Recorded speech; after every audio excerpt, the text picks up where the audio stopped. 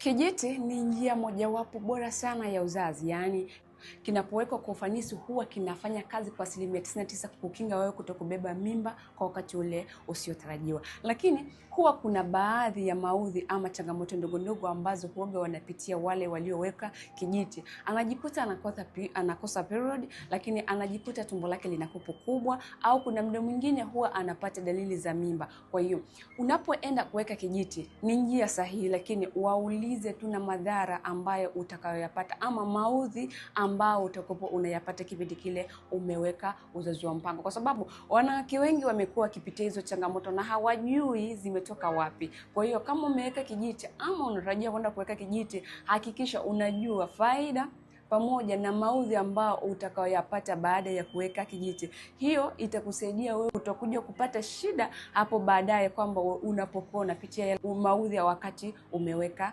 kijiti. Naitwa Madam Bahati na ni Bahati.